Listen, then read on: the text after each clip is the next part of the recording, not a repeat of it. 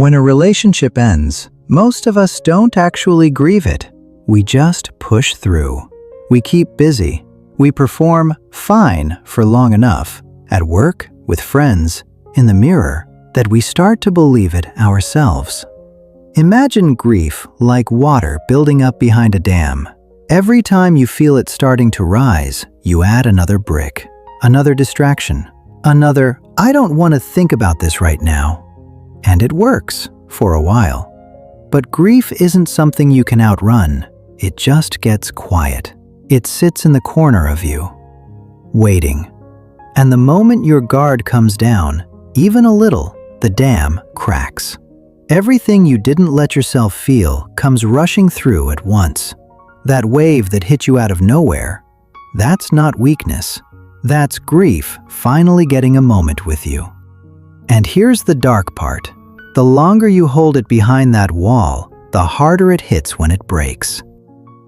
But here's what nobody told you about that grief. It's not even really about them anymore. Your brain doesn't process love the way it processes a normal memory. It processes it the way it processes survival. When you loved someone, especially if that love was complicated or inconsistent, your body didn't just get attached to a person.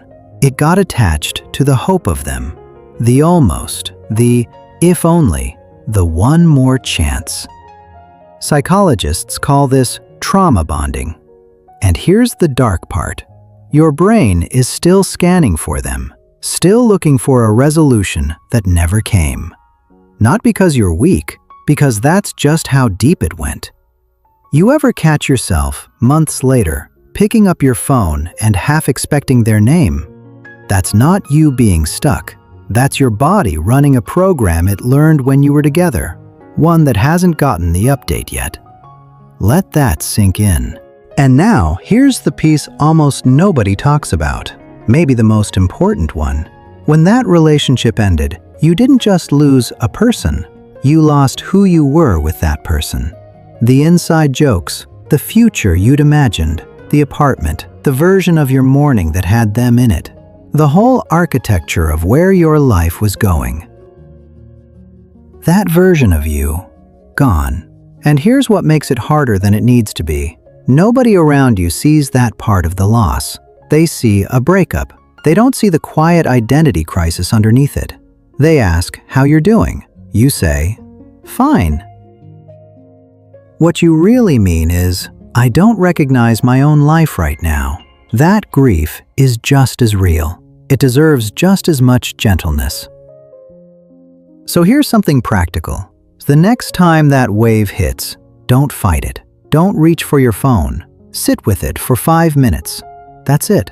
Ask yourself one question. Not, "Why am I still not over this?" That's the wrong question. Ask, "What is this trying to tell me?" Pain that keeps coming back isn't trying to torture you. It's trying to get your attention. There's something in there you haven't named yet. And the moment you stop running from it, it starts to lose its power over you. One 5-minute sit at a time. So before you go, I want you to hear this. The fact that it still hurts doesn't mean you're broken. It doesn't even mean you still love them. It means you were real. You showed up. You let someone matter. You loved without holding back. That ache you've been ashamed of, the one you thought meant you hadn't made progress, it's not a sign something's wrong with you. It's a sign something genuinely meant something to you. And that capacity to care that deeply isn't your weakness. It's what's going to let you love someone fully again, without flinching, without holding half of yourself back. You just haven't learned what to do with it yet. If this one hit different, drop a comment below. What's the one thing about your healing that nobody around you seems to understand? Share this with someone who needs to hear it. I am Tom, and I'll see you in the next one.